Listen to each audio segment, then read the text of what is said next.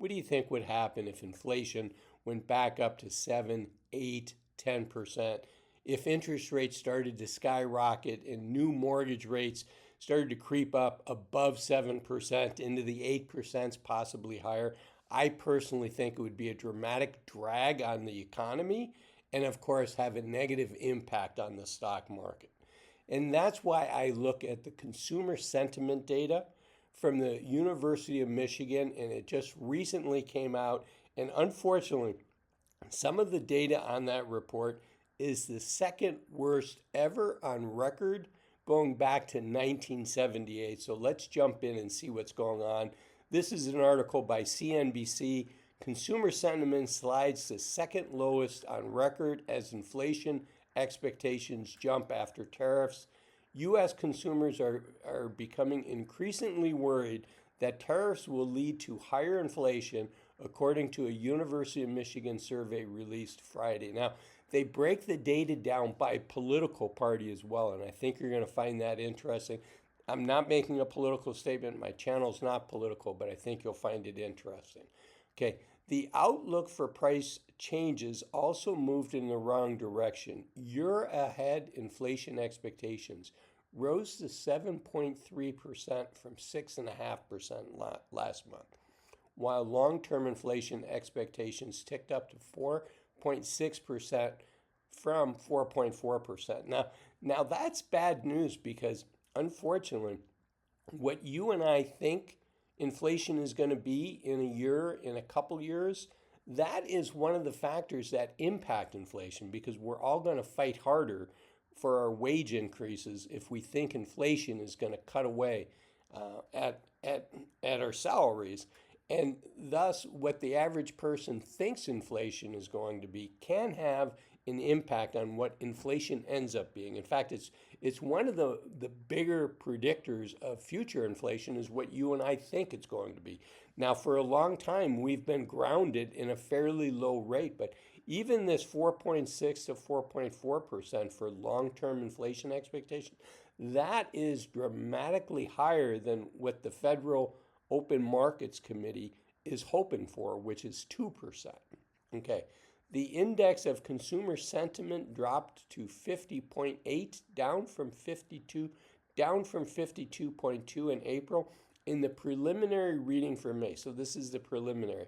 That's the second lowest reading on record behind June of 2022.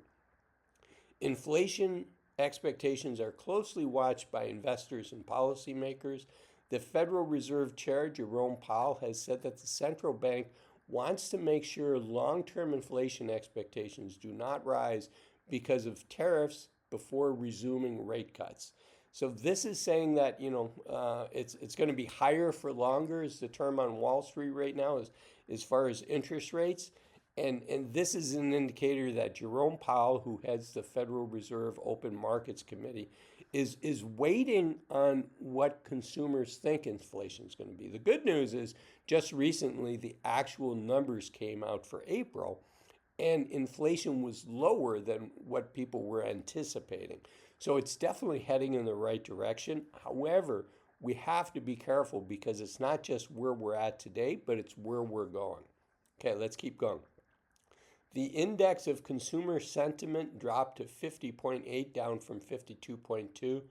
That's the second lowest reading, again, since 1978. So this is 1978, and this is that survey of consumer sentiment. And you can see here's that 2022, and this has not been updated for the May, but we're going to be down in this range here. So you can see, other than the 1980s, the early 1980s, the late 1970s, when we had high inflation, and that obviously puts a damper on people's expectations for the economy. Okay, now let's go to the survey of consumers that's done by the University of Michigan. And there's a set of data, not just the consumer sentiment. We can see the consumer sentiment here are the numbers we mentioned earlier. Notice that these are preliminary results, but the current economic conditions, 57.6, compared to last May at 69.6. So that's a 17% drop. You can see the consumer sentiment drop over 25%. But the index of consumer expectations, what are expectations for, how's the economy going to be? That has dropped by 32.4% and rate has gone from 68.8, which was a nice healthy number, to 46.5. Okay, here again is the inflation numbers. I won't go through those, but here's something I think is really interesting, and that is this is reflect the long-term expectations increased from 4.4% to 4.6% in 1 month, reflecting a particularly large monthly jump among Republicans. So again, this is not a political channel. The last thing I want to do is talk about politics on my channel, but even folks that are a fan of President Trump, even folks that are bought into we may have to go through a period of pain in order to get to the other side, they are expecting that pain to be pretty severe with inflation going up. I mean, if inflation goes back up to 5, 6, 7% or higher, and if interest rates go up there, again, that's going to have a dramatic impact. I do think